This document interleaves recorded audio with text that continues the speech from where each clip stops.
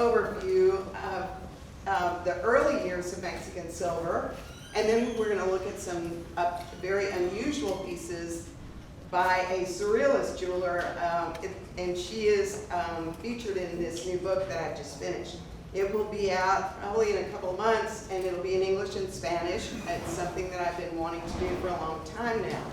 So I'm kind of excited about showing you what I've been working on. And I think you're going to have a lot of fun looking at this stuff too. I'm going to begin with a drawing. And the drawing is by William Spratling, and I thought I would just give you this quote, an article that he wrote right before he went down to Mexico. As for myself, I've never bothered to look up formulas for rendering or composition, or even sought to justify mentally any personal preoccupation with draftsmanship. I like to draw, and that fact was realized years ago. It was enough. I drew so much that perhaps it became a rather intimate process of my being. I believe in drawing as a function. I believe it is the sound impulse of anyone who is sensitive to qualities of form. Psychologically, it probably offers a sort of release, the opportunity to materialize one's ideas about a three-dimensional world, end quote. What you will see in Spratling's work, particularly this early work from the 30s, is the emphasis on line. Line dominates, and for this reason, he turns to the aesthetic of pre-Columbian art as his influence. Here's a drawing, and also folk art. In this water jug here, you can see how the graceful lines of the indigenous artist out in the middle of nowhere in Guerrero would have appealed to him, and he actually collected quite a few of these and also bought them for people like Dwight Morrow and the Covarrubias and others. This nose ring from the pre-Columbian past is here reinterpreted. And then up here, you'll see the birds that appear in the drawing of this drawing that he made of this pot. Now, Spratling was also really inspired by the work of Fred Davis. Fred Davis was in Mexico City. He had a gallery. He sold the work of Diego Rivera and all the great artists of Mexico at the time, and also drawings by Spratling. He started a line of jewelry. He was the first to really start using obsidian and amethyst with silver. This was important because what it meant was that these artists could afford to make these pieces. And they also felt that it was more appropriate to use materials that came up out of the ground in the same area that they would dig up the silver. So malachite, azurite, obsidian, all of these are traditional materials of Mexico.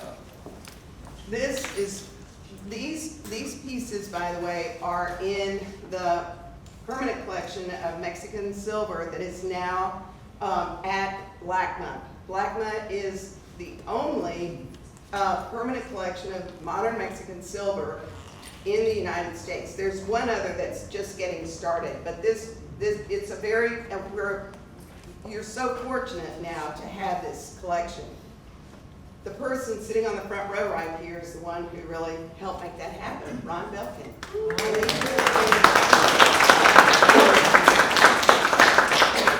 So, Spratling, in the early years, when he first started making silver and Taxco, producing it, he actually sold his silver as well at Fred Davis's. He sold mostly retail, and there were Taxco was the place to go in the 30s and into the 40s, but definitely in the 30s. If you came from Chicago, New York, Texas, California, people from all over came to Taxco. And so Taxco became this amazing destination for artists and intellectuals, and So there was just this great marketing opportunity, and he sold a lot of silver. So Spratling was, as I said, what you see with Spratling is he will take an element from a vase or a codex and then expand upon it. So that you have here the double jaguar necklace is actually, it's not a jaguar, it's actually a deer taken from probably a Cholula vessel. This is a wonderful pin that you can see when you go to look at the collection. But what it was originally called was the clown pin. So if you do this and look at it upside down, you can see why it would be called a clown pin. And that's what everybody thought, that it was the clown, Spratling's clown pin. But then I discovered that it was actually taken from a pre-Columbian codex, and it actually was a flowering tree. So now you can call it whatever you want. But Spratling was so successful in Castillo. He had, in the 40s, he had something like 500 people working for him. And then people who had worked for him had started workshops, and they also had like hundreds of people working in the different workshops. He was so successful that he was asked by the American government to do a project in Alaska for the Native Americans there. So once again, he did 200 prototypes to be an inspiration, not to be copied, but to inspire the silversmiths to produce things that were based on their ancient culture, but not copying this material. So here is a mask necklace that is taken from probably one of these images of a bear that he would have seen and would have influenced him. And this, what happened was the 200 prototypes disappeared. No one knew where they'd gone. When I wrote this book a long time ago, I looked everywhere for them. I looked at the Smithsonian, and I looked at the Bureau of Indian Affairs, everywhere, Department of the Interior, you name it. Couldn't find them. And then when they started the American Indian Museum, they found this box. And, oh, I'll tell you one other little part of the story, it's kind of interesting, is that two pieces came walking into the museum in Alaska.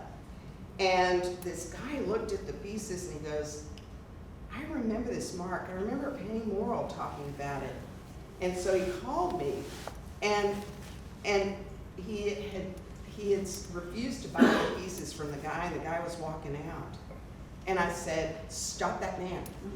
Hang up the phone, stop that man, go buy those pieces. And he did, and so they have two of the prototypes in the Alaska Museum. And then there are about 150 at American Indian Museum, and then one at LACMA. And so there are a few out there in Alaska. You know, they're out there somewhere, about 30 of them. But this one is made with materials that are traditional to Alaska. This is baleen, and this is a particular type of abalone that is native to the region. Spratling's influence was tremendous, and you can see it in the work of Héctor Aguilar and Valentin Vidal-Reta, both of whom were very good friends of Spratling, and actually Héctor worked for him briefly. And again, they turn to the aesthetic of pre-Columbian, and you'll see always this fascination with line, with volume, with black versus white, with that silver becomes the white, and then it's oxidized to give depth. And it replicates the stone and the way the light plays on the stone of Aztec sculpture. These are by an artist in Mexico City, Matipula. And these are small pins. You can see them at Black Month. They're on display right now, and they're really, really wonderful. These are tiny stone carvings. I think that maybe one or two of them might be pre-Columbian, although there's some question that they were carved to look that way, but anyway, ni modo. What we're really looking at is the silver around the images. And again, it's not a replication of a particular motif, but an inspiration. She was in Mexico City, and her work is mostly from the 40s and 50s. And again, it was because there were opportunities that had been developed by William Spratling and Fred Davis for this whole marketplace to exist. And these jewelers were able to have a place to sell and to succeed. This is the work of Los Castillo, and this gigantic necklace is in the show that's at Black Month. And this, believe it or not, this thing is a monster. That pendant is probably as big as my face. No, but almost as big as my face. Now, I'm going to emphasize that what you're looking at is an interpretation. And so I put up an image of Copan because I feel that what you have with that pendant is very similar to what you have in Copan, where you almost lose the face. You almost don't see those faces. They're just, the lines just go all over the place and around, and you're in constant motion. This piece is also in the permanent collection. It is a series of techniques developed at Los Castillo. In 1950, Los Castillo developed 500 new designs one year. And this would have been one of them. This was probably done in the 50s. And it requires unbelievable technical brilliance. And only a few of the maestros in the workshop could have pulled this off. This, it's this big in the picture, but it's actually this big, okay? So these lines, there are about 5 metals in this, and these lines are inserted into a metal base. So it's like, I don't know how you would. It's like close. Yeah, no, it's even more complex. It's actually, the metal is cut, and then the pieces are placed in the space. So it's not on top of the metal, but it's actually inserted so that it's side by side like that. So very, very difficult.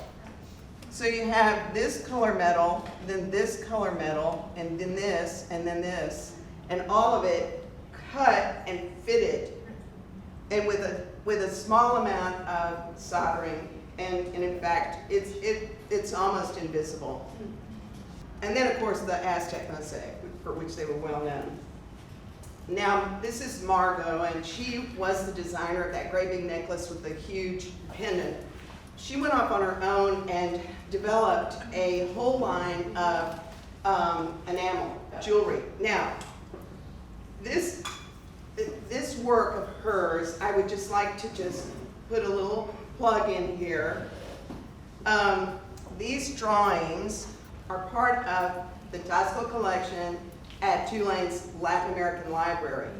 And there is quite an expansive and important archive there now for anyone who would want to study the development of the craft, whatever you can imagine in relationship to the 20th century in Taxco. And then also there are drawings by Salvador Terán in the collection, as well as drawings for a book that was done on Mexican jewelry. And this particular piece is in the collection. Salvador worked for a while at Los Castillo and then went out on his own. Okay, this is the one that I wanted to tell you all about. Ana Morrill came to Mexico in the mid-50s, and she actually was much influenced by a Surrealist show she saw in Paris in 1938. And the reason that I wanted to kind of give you a sense of her work is because when I always look at the material in Mexico, I always think, okay, have they imagined it all? No, they have not. And it's like, you know, as you can see with the modern and contemporary material, no, they have not. There's always something new and incredibly wonderful. And this is true of the work of Ana Morrill. She arrived and she and her husband were intellectuals. They both had their doctorates, and they gathered around them a group of people like Leonora Carrington and Gunther Gerso. They were very close to them. And she had a fascination with the concept of alchemy, and so chose to work in tumbaga, which was an ancient approach to metal. So it's a mixture of metals, and then you make the form and create the piece, and then you put in the pre-Columbian period in Latin America, they would put a plant-derived material on the surface, and the gold would rise.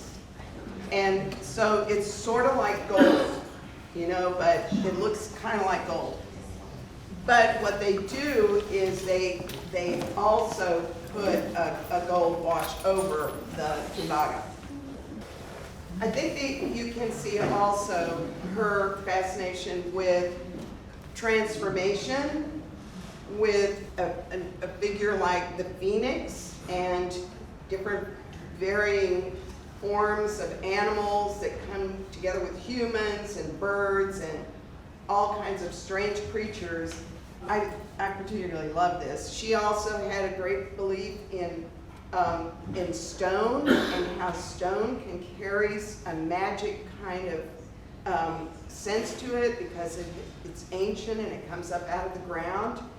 And so her stones are not usually fancy or especially carved. They are, many of them, they're in their raw state. This particular one is she worked with two other artists, and she did learn this, she and this artist learned to do enamel from Maggie Howe. And they all worked together at the Bazar Sábado in Mexico City. This is one of my favorites. I adore this sun. It has hummingbird feathers. So I'm just gonna do this quick quote of Anna's. I do not rely on design drawings. From within me, hundreds of forms arise, and where they go, I go with them with my best vibrations. I enter so many lives. I am life. Jewelry is not simply adornment. Of this, I am profoundly convinced. So yoga, lucid dreaming, these exotic hybrids, metal and alchemy with tumbaga, amulets, jewelry with the power that is derived from the planets. All of this was a part of her work. So I'm very excited that she is now going to get some attention. And now for my special treat tonight.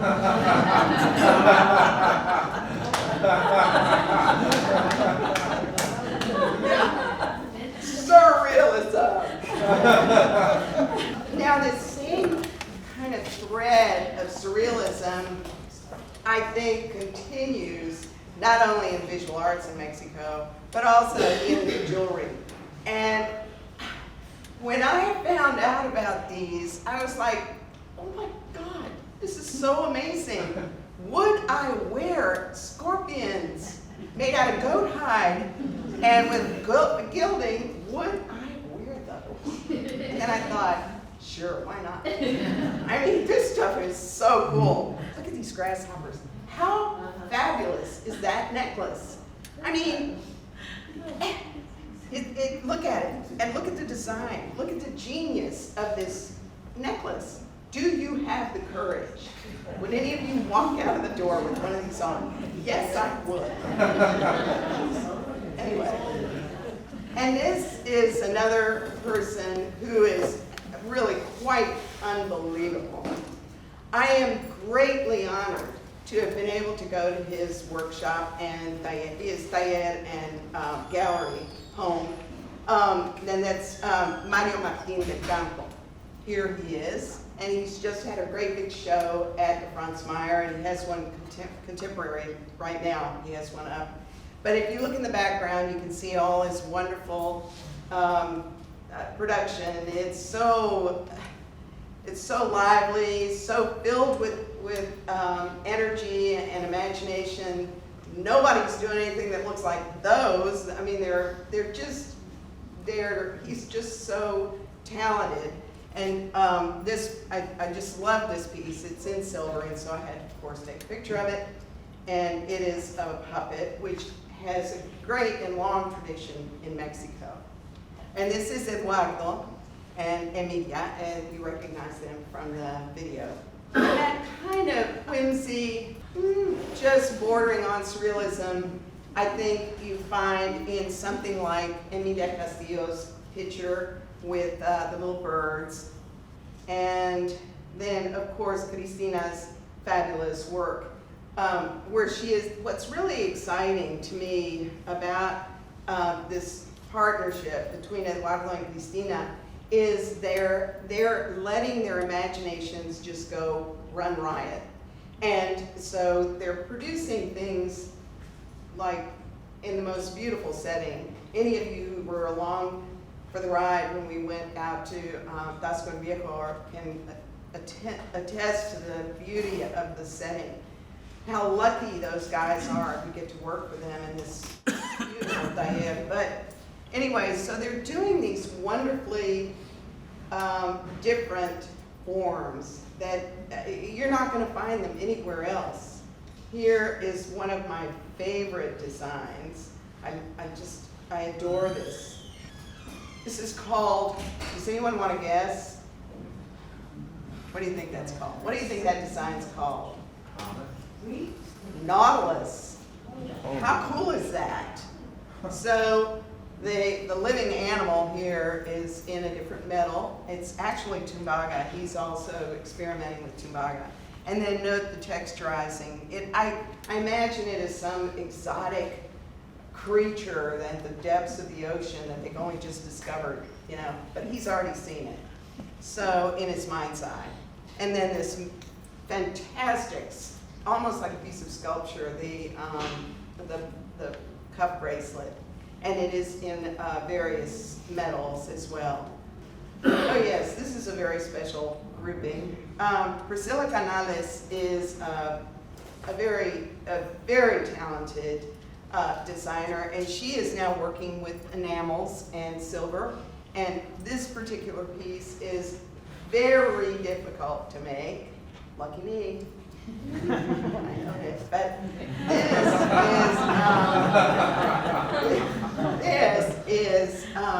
this one is especially important to me.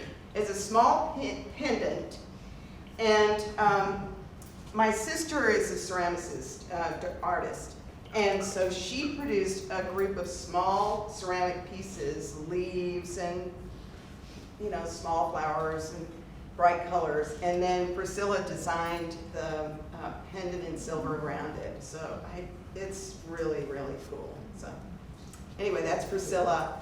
See now, what do you want for Christmas?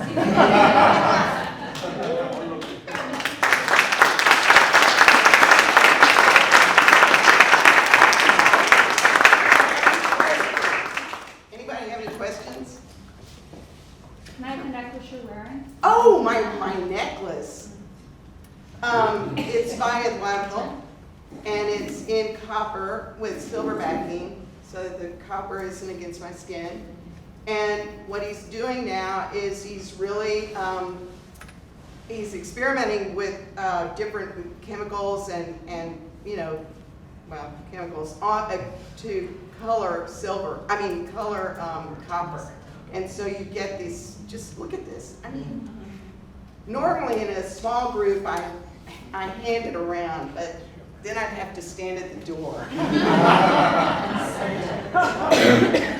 Yes. Your book, when is it coming out? What's the title? My guess is that it will come out, I don't know, maybe 3 months, and it's going to be called Dreaming in Silver. And it'll be, like I say, in Spanish and English. It's really going to be fabulous. I'll have to have one. Anyway, anybody else? Yes. These people are taking inspiration from pre-Columbian jewelry, right? Not necessarily. They might be inspired by Mayan ceramics or sculpture or all different kinds of images. So I'm a little curious in general about, this is recent production, but if there is symbolism, what can you say about the symbolism in general from this jewelry making? I don't know that much of this material has symbolic imagery. Mm-hmm. I would imagine that someone like Anna Morrill definitely would have incorporated meaning with each of her pieces because that was what she was all about. Mm-hmm. I know that many of these jewelers were, and particularly the Mexicans, were very interested in going to Montalban and seeing the gold from Tomb 7 and learning as much as they could about their past. Mm-hmm. And in fact, that's one of the things that many of these silversmiths told me over and over again when I interviewed them, is that working in the material had given them a whole new appreciation and understanding of their culture. And in so many aspects, because they were learning as they worked. And so I'm not going to tell you that a lot of this modern jewelry has the same symbolic importance that the pre-Columbian would have, but definitely they were entranced by it. They loved it and cared very deeply about it. It's the thing, I think initially jewelry had all these meanings of protection, connection, and Definitely, yes. And now jewelry has, to me, it seems that it has lost that. That is now it has become for a group of people ornamentation. Oh, I see where you're, well, I And don't so know. I just wonder- I think that's a good question that you just asked. And I will, in part, I can answer one aspect of this. Mhm. The people who came to Mexico and the Mexicans themselves, they bought this because it represented Mexico. So then this concept of what Mexico is became totally intertwined with something like this.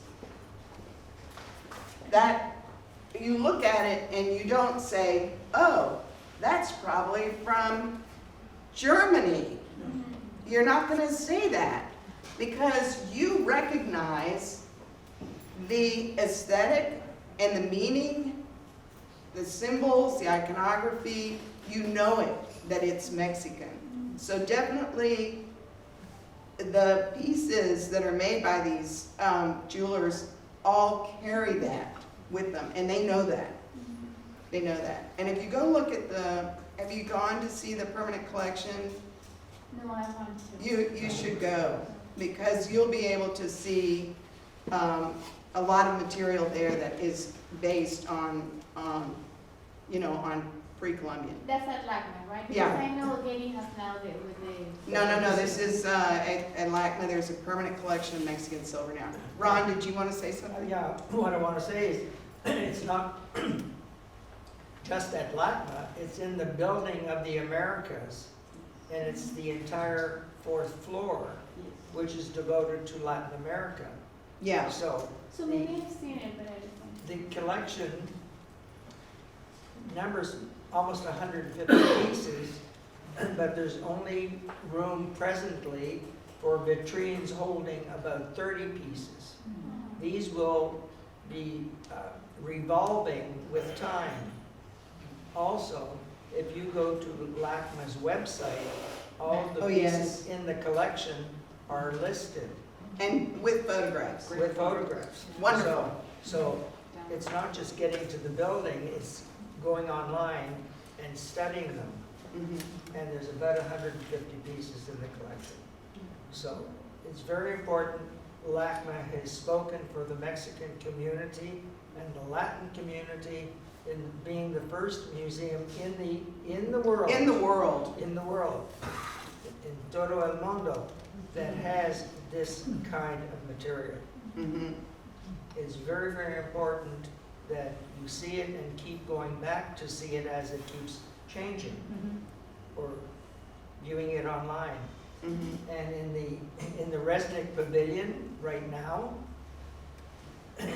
is a very important collection, the first in the world to have housed about 120 never before seen 18th century Mexican paintings.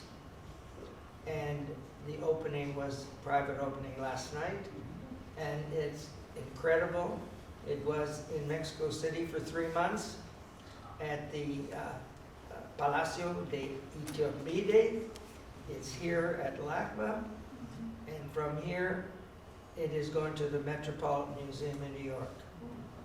So that's quite a statement to make for the Latina people all over the United States, and particularly in Los Angeles.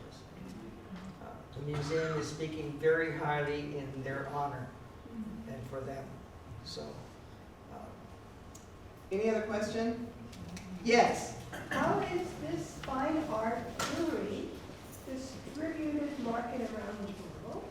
Mainly in Dubai, international jeweler show, I mean, all the different kinds of things. Now, you have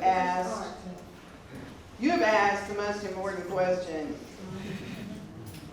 It is a very, very, very, very difficult problem right now for these jewelers to find a marketplace. And that is the biggest question. And as Carol and I were talking earlier, it's something that needs some real effort on all our part. Nice stuff. I always love it when people show up for one of my talks decked. And this is all good. Anyway, so, any other questions? Yes. I've been to Taxco a few times. Yeah. And the city doesn't seem like it's really flourishing right now. What's been No. going on there?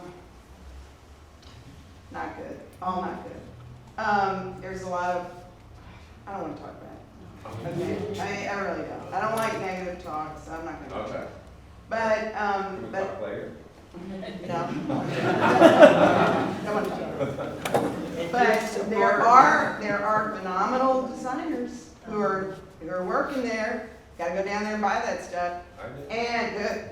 And then, there is one dealer I can recommend who does pieces that are, like, really great, and that's Manuel Porcayo. He has a shop called Edgeman Mexico in Taxco, and he's just wonderful. But there are designers now. Carmen's there, Carmen Tapia, and then of course the Castillos and Eduardo, and so there are people there hanging on, and and of course Miguel Angel.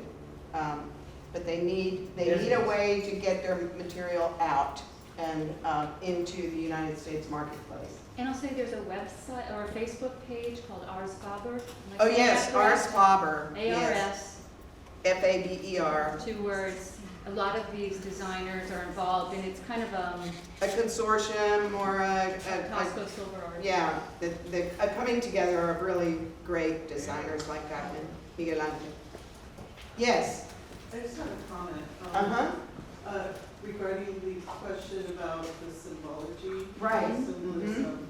I feel like there's this, when you're working with the material, that it's not, you're just not learning about your past, but there's a remembering. There's I this- agree. There's something happening there where you're Definitely. remembering something. I think that's a wonderful point, and I'm glad you made it, because I always feel that way. So, thank you all so much. Thank you.